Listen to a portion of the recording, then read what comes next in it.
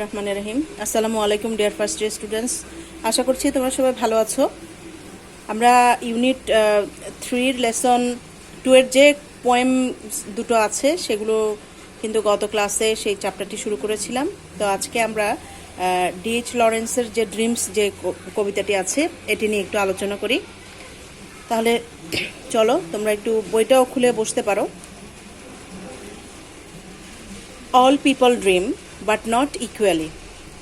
সকল মানুষই স্বপ্ন দেখে কিন্তু সবাই সমানভাবে স্বপ্ন দেখে না। Those who dream by night in the dusty recesses of their mind. যারা তাদের বিষণ্ণ মনের অবকাশে তারা যারা রাতের বেলায় স্বপ্ন দেখে থাকে। ওয়েক ইন দ্য মর্নিং, তারা সকালবেলা জাগ্রত হয়। To find that it was vanity. এবং স্বপ্ন দেখার পরে তারা যখন ঘুম থেকে সকালবেলা উঠে এবং দেখে যে আসলে ওগুলো মিথ্যা বা ভনিতা ছাড়া আর কিছুই নয়, মানে সেই স্বপ্নগুলো আসলে ব্যর্থতায় পর্যবসিত কোনো একটা স্বপ্ন তারা দেখেছিল। But the dreamers of the day, কিন্তু যারা দিনের বেলায় স্বপ্ন দেখে, আর ডেঞ্জারাস পিপল, তারা হচ্ছে বিপজ্জনক মানুষ।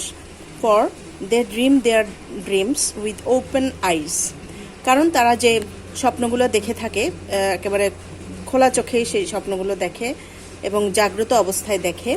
And make them come true, এবং তারা সবসময় চেষ্টা করে সেই স্বপ্নগুলোকে বাস্তবায়ন করার জন্য।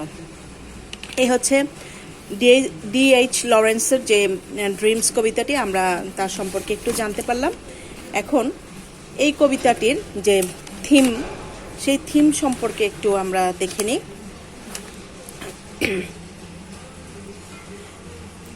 There is necessity of dreams or visions in human life.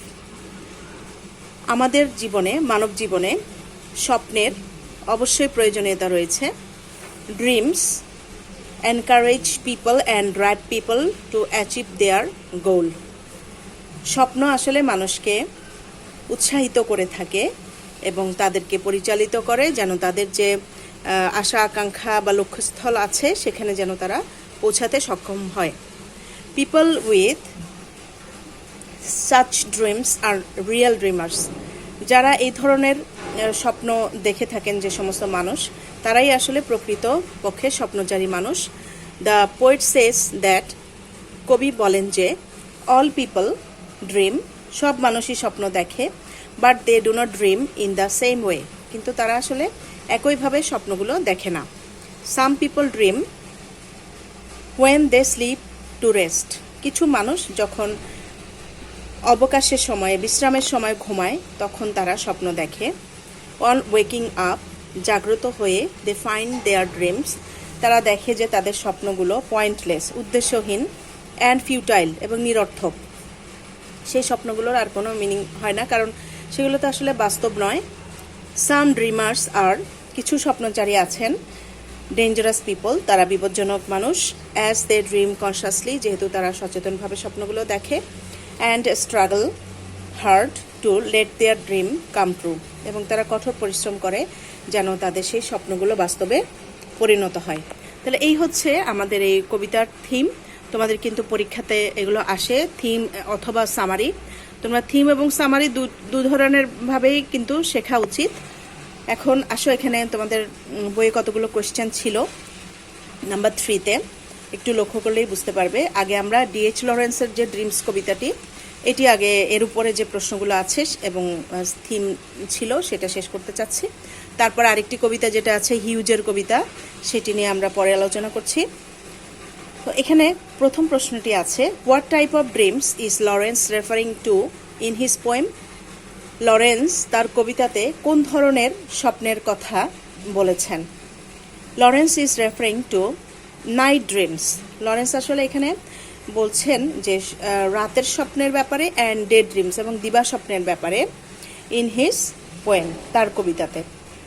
Night dreams are dreamed by night in the dusty recesses of mind. রাতের যে স্বপ্নগুলো সেগুলো আসলে দেখা হয় মানুষের অবকাশের যে সময়টাতে তারা ঘুমায়, সেই নিদ্রা অবস্থায়। And day dreams are dreamed with open eyes in the conscious state. আর দিবা স্বপ্নটা আসলে মানুষ দেখে থাকে তাদের খোলা চোখে সচেতন অবস্থায়। এরপরে আরও প্রশ্ন আছে, দেখো তোমরা বইয়ের মধ্যে প্রশ্নগুলো পাবে। Why does he consider them dangerous? তিনি কেন তাদেরকে বিপজ্জনক বলছেন? আমরা তো জানতে পেরেছি আসলে কবিতাটি পড়ে, যারা জাগ্রত অবস্থায় স্বপ্ন দেখে সেই মানুষগুলো হচ্ছে বিপজ্জনক। He considers them dangerous because they dream consciously. তিনি তাদেরকে বিপজ্জনক লোক বলেছেন এই জন্য যে তারা আসলে সচেতনভাবে সেই স্বপ্নগুলো দেখে থাকে। With open eyes at day time, দিনের বেলায় খোলা চোখে। This dreamers are very serious to make their dreams come true. এই স্বপ্নচারীরা অত্যন্ত উৎসাহী থাকে তাদের যেন স্বপ্নটা বাস্তবে পরিণত হয়। What is the meaning of dreaming with open eyes? Dreaming with open আইসের অর্থ কী? Dreaming with open eyes means planning to do something practically in consciousness. এখানে আসলে প্র্যাকটিক্যালি হবে।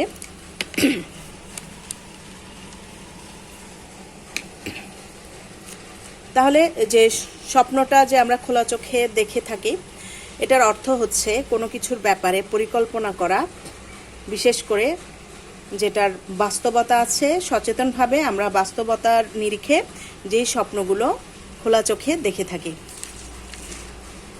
হোয়াট ইজ, এরপরে কিন্তু হিউজের প্রশ্নগুলো আছে। আমরা আগে হিউজের যে কবিতাটি আছে সেটি আগে পাঠ করে নেব, তারপরে দেখো হিউজের কবিতাটা কি বলেছে এটা দেখতে পারি এখানে। হিউজের কবিতাটির নামও কিন্তু dreams. Hold fast to dreams.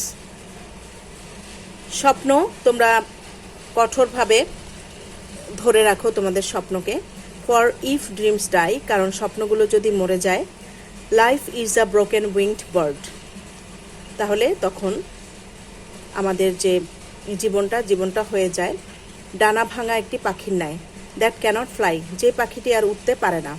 তার অর্থ হচ্ছে তোমার জীবনে যদি কোনো স্বপ্ন না থাকে, তার মানে তোমার জীবনে যদি কোনো আশা না থাকে, তাহলে তুমি একটা ডানা ভাঙা পাখির ন্যায় হবে। হোল্ড ফাস্ট টু ড্রিমস, তিনি আবারও এই লাইনটি দেখো এখানে রিপিট করছেন এটার উপর জোরদান করার জন্য।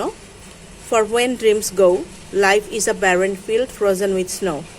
কারণ যখন আসলে স্বপ্নগুলো চলে যায়, এখানে চলে যাওয়া মানে কি বোঝাচ্ছে, যে স্বপ্নগুলো যখন থাকে না কারো, তখন জীবনটা অনুর্বর একটা ভূমিতে পরিণত হয়, যেই ভূমিতে শুধু তুষারাবৃত অবস্থায় শক্ত হয়ে যায় যেই ভূমিটি। তো এখানে দেখতে পাচ্ছি আসলে উনি স্বপ্নের কথা বলেছেন অন্যভাবে। আমরা যে ডিএইচ লরেন্সের যে ড্রিমসগুলো দেখেছি ওনার সাথে একটু পার্থক্য রয়েছে। তো আমরা নেক্সট ক্লাসে অবশ্য তোমাদেরকে আমি এই ল্যাংস্টন হিউজের যে কবিতার উপরে যে সামারি আছে এবং প্রশ্ন উত্তর আছে সেগুলো সম্পর্কে আলোচনা করব। আজকে এ পর্যন্তই থাকলো। তোমরা সবাই ভালো থেকো। আল্লাহ হাফিজ।